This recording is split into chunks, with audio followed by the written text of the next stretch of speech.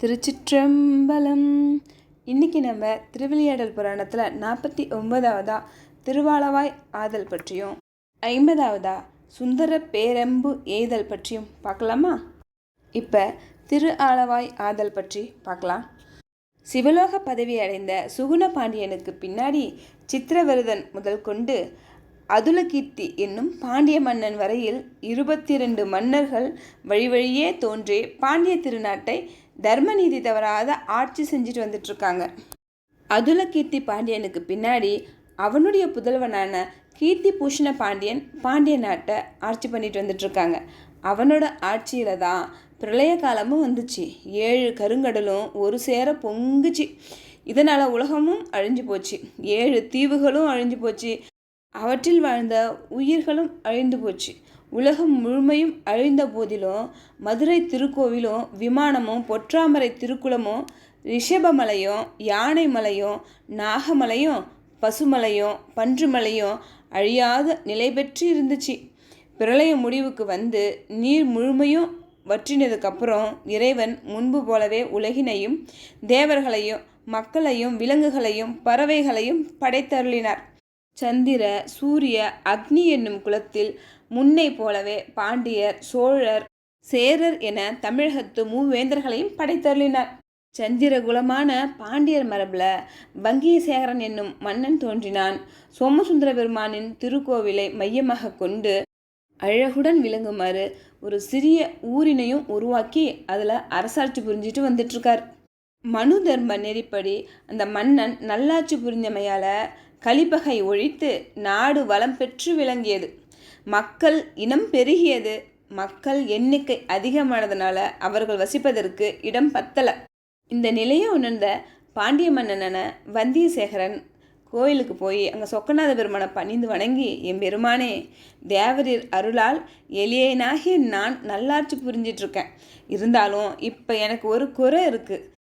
என் நாட்டு குடிமக்கள் எல்லாரும் தங்கிறதுக்கு தகுந்த ஒரு பெருநகரம் ஒன்றினை இப்போ நான் அமைக்கணும். இந்த நகரத்தோட ஆதி எல்லை என்னால் கண்டுபிடிக்கவே முடியல.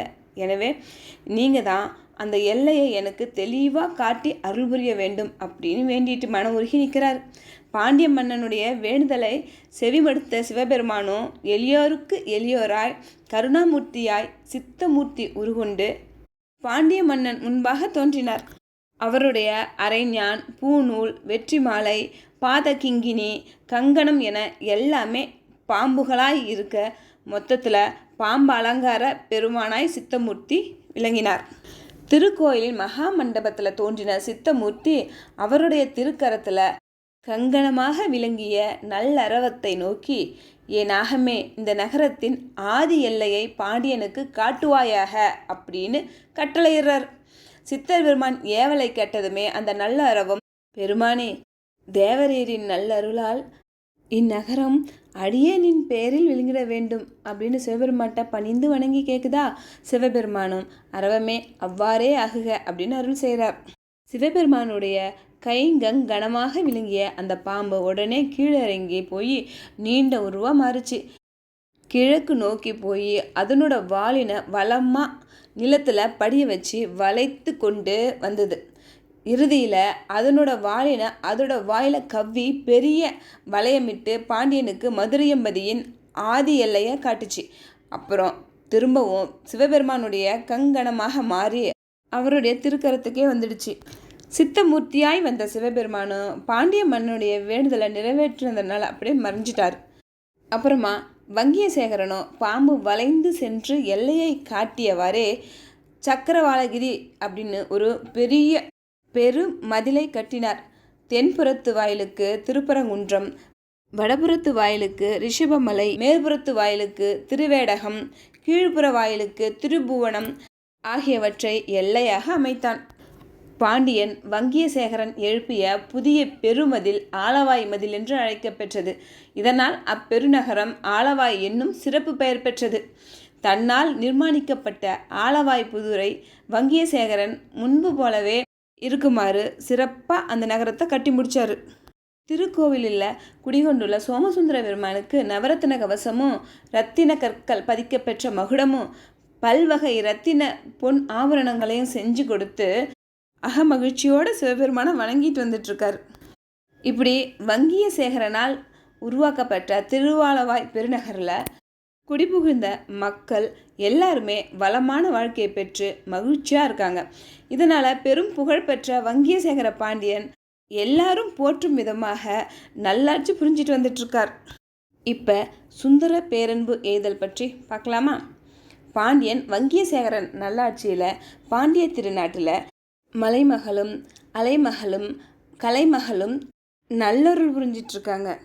இந்த பாண்டிய மன்னனுடைய ஆட்சி காலத்தில் சோழ நாட்டை விக்ரமன் அப்படின்ற ஒரு சோழ மன்னன் ஆட்சி செஞ்சுட்டு வந்துட்டுருக்கார். வாகை மாலை சூடிய வெற்றி பெருமகனாய் விளங்கிய அந்த சோழ மன்னன் பாண்டிய நாட்டை கைப்பற்ற நினச்சி பெரும் படையை திரட்டிக்கிட்டு பாண்டியருடன் போரிட வராங்க. வடபுலத்து வேந்தர் பலரும் அவனுக்கு துணையாக வந்தாங்க.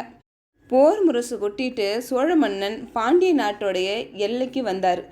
அமைதியோடும் சந்தோஷத்தோடும் வாழ்ந்து வந்த பாண்டிய நாட்டு மக்கள் கொஞ்சம் கூட எதிர்பார்க்காத விதமாக பாண்டிய நாட்டுக்குள்ளார சோழர்களின் பெரும் படை சற்றென்று புகுந்து ஆவினங்களை கவர்ந்தும் மலர் வாவிகளை பாழாக்கியும் வழிபறி கொள்ளையடித்தும் பறந்து நீர் நிரம்பியிருந்த ஏரிகளை உடைத்தும் அட்டகாசம் செய்தது சோழர்களுடைய பெரும் படை.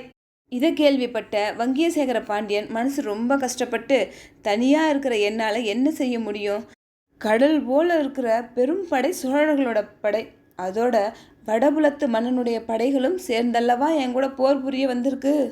அவங்கள எதிர்த்து பாண்டிய படை போரிட முடியுமா?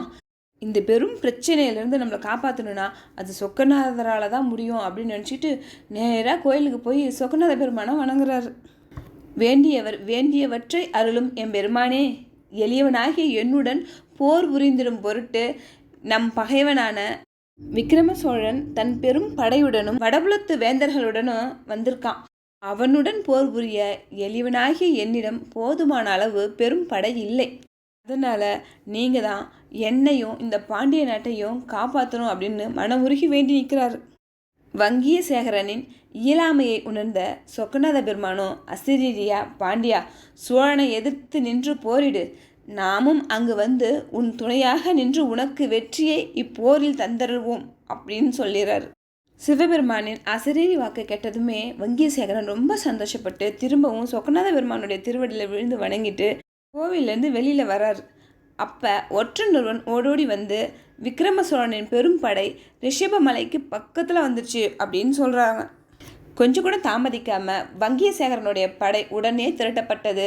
போர்க்கருவிகள் முழங்க தன் சதுரங்க சேனைகள் தொடர்ந்து வர போருக்கு வங்கியசேகர பாண்டியன் புறப்பட்டார். சோழ மன்னனுடைய பெரும் படை ஆலவாய் மதிலுக்கு வெளியில் முற்றுகையிட்டு இருந்தது. வஞ்சி மாலை அணிந்த பாண்டியர் படை ஆர்ப்பரித்தவாறு சோழர் பெரும் படையை நெருங்கியது. இருபுறத்தாரும் ரொம்ப கோவப்பட்டு கடுமையாக சண்டை போட்டுக்கிட்டாங்க. தேருடன் தேர், யானையுடன் யானை, குதிரையுடன் குதிரை, வீரனுடன் வீரர், வாளுடன் வாள், வேலுடன் வேல் என எதிரெதிர ஒருத்தர் பயங்கரமாக சண்டை பிடிச்சிட்ருக்காங்க. பாண்டியனாகிய வங்கியசேகரனும் தன் தேரில் ஏறி போய் சோழன் விக்ரமனை எதிர்த்து போரிடுறாரு. இப்படி சோழ பாண்டியனுடைய போர் சற்றும் பின்னடைவு பெறாமல் நிகழ்ந்துட்டுருக்குது. அந்த சமயம் வடபுலத்து வேந்தர்களின் படைகளும் சோழர் படையோடு இணைஞ்சி பாண்டியன் படையை எதிர்க்க துவங்கின. அவர்களுடைய தாக்குதலை எதிர்கொள்ள இயலாத பாண்டிய படையோ வெறுண்டோடியது.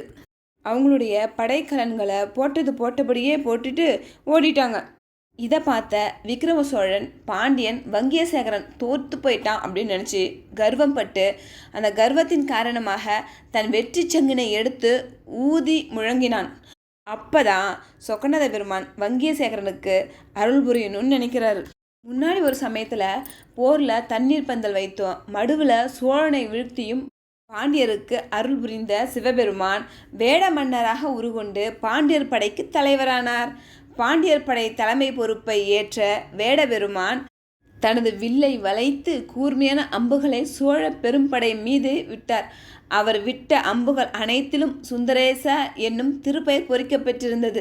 சிவபெருமானோட அருளால் அவர் விட்ட ஒவ்வொரு அம்பும் வெற்றி சங்கெடுத்து ஊதிய விக்ரம சோழனின் படை வீரர்கள் 10,000 பேரின் உயிர்களை குடித்தது. இதை பார்த்த விக்ரம சோழன் ரொம்ப திகைச்சு போயிட்டாரு. ஒரு அம்புக்கு இவ்வளவோ ஆற்றலா அப்படின்னு வியப்பாக பார்க்குறாரு. அந்த அம்பில் ஒன்றை எடுத்துகிட்டு வர சொல்லி அதை பார்க்கும்போது அந்த அம்பில் சுந்தரேச அப்படின்னு பொறிக்கப்பட்டிருக்கிறத பார்த்துட்டு, ஆஹா, இது பாண்டியனுக்கு ஆளவாய் அண்ணல் தந்த அருட்செயல் அப்படின்னு நினச்சி ரொம்ப பயப்படுறாரு. அந்த பயத்தினால அவரோட படைகளை எல்லாத்தையும் கூப்பிட்டுட்டு சோழ நாட்டுக்கே போகலான்னு திரும்புகிறாரு. இதை பார்த்த வடபுலத்து மன்னர்கள் எல்லாம் பாண்டியனை வெற்றி கொள்ளாது, ஏன் நீங்கள் திரும்ப போகிறீங்க அப்படின்னு தடுத்து நிறுத்துகிறாங்க. அவங்க என்ன சொல்கிறாங்கன்னா, விக்ரம சோழனே, நீ தோற்று போய் ஓடலாமா, உன் வீரம் என்ன, உன் பெருமை என்ன அப்படின்னு சொல்லி தடுத்து நிறுத்துகிறாங்க. இதனால் விக்ரம சோழனுக்கு கொஞ்சம் பயம் போயிடுச்சு. வடபுலத்து மன்னர்களோட உதவியோட சோழ மன்னன் பாண்டிய படை மீது கடுமையாக தாக்குறாரு. இதை பார்த்த சிவபெருமான் அவருடைய பெருவில்லை எடுத்து அதில் ஒரு கணையை தொடுத்து விட்டார். அந்த கணை சோழர்களும் மற்றவங்களும் விட்ட கணைகள் அனைத்தையும் கண்டித்தது. அப்புறம் அந்த வில்லில் 10 கணையாக தொடுத்து எய்து பல்லாயிரம் தேர்களையும் யானைகளையும் குதிரைகளையும் வீரர்களையும் சிவபெருமான் வீழ்த்தினார். அடுத்து 100 அம்புகளாக விடுத்து 10,000 தேர்கள் யானைகள் குதிரைகள் வீரர்களை அழிச்சிட்டார். போர்க்களத்தில் எங்கே போனாலும் பின்ன குவியலாக இருந்துச்சு. ரத்த வெள்ளம் ஆறா பெருக்கெடுத்து ஓடிச்சு. கழுகுகளும் காக்கைகளும் நரிகளும் கொண்டாட்டமாக பெரு விருந்து உண்டுச்சு. விக்ரம சோழனுக்கு துணையாக வந்து பாண்டியனை எதிர்த்து போரிட்ட வடபுலத்து மன்னர்களும் அவர்களுடைய படை வீரர்களும் சிவபெருமானுடைய அம்புகளுக்கு இரையானார். இதை பார்த்து பயந்த விக்ரம சோழன் மிச்சம் இருக்கிற அவருடைய படை வீரர்கள் பின்தொடர அச்சமும் வெக்கமும் கொண்டு புறமிதிக்கிட்டு ஓடினார். வங்கியசேகர பாண்டியனுக்கு பெரும் வெற்றியை பெற்று தந்த சொக்கநாத பெருமானும் அப்படியே சிரிச்சுக்கிட்டே அவரோட பணி முடிஞ்சிடுச்சின்னு நினச்சி அப்படியே மறைஞ்சிட்டார். சோழர் படை புறமுதுகிட்டு ஓடுவதை பார்த்த வங்கியசேகரன் அவருடைய வெற்றி சங்கினை எடுத்து முழங்கினார். தன்னுடைய பட்டத்து யானை மேலே ஏறி அமர்ந்து வெற்றி பெருமிதத்துடன் அரண்மனைக்கு போயிட்டாரு. அப்புறம் கோயிலுக்கு போய் அவருக்கு வெற்றியை பெற்று கொடுத்த சொக்கநாத பெருமானுக்கு நிறைய பூஜை பொருள்கள் கொடுத்தாரு. நவரத்னங்கள் பதிக்கப்பெற்ற ஆபரணங்கள், ஒளி மிகுந்த மாணிக்க கற்கள் பதிக்கப்பெற்ற பொன்னாலான வெள்ளினையும் சுந்தரேசன் அப்படின்ற பெயர் பொறித்த அம்பினையும் இறைவனுக்கு சாற்றி மகிழ்ந்து வணங்கினான். அப்புறம் தன்னுடைய குடிமக்கள் மனம் மகிழுமாறு அறநெறி வழுவாது நீதியுடன் சிறப்பாக நல்லாட்சி புரிஞ்சிட்டு வந்துட்டுருக்காரு பாண்டிய மன்னனான வங்கியசேகரன். திருச்சிற்றம்பலம். இந்த வீடியோ உங்களுக்கு பிடிச்சிருந்தா ஒரு லைக் போடுங்க, அப்புறம் ஷேர் பண்ணுங்கள். மறக்காமல் இந்த சேனலை சப்ஸ்கிரைப் பண்ணுங்கள். இந்த வீடியோ பார்த்ததுக்கு ரொம்ப நன்றி.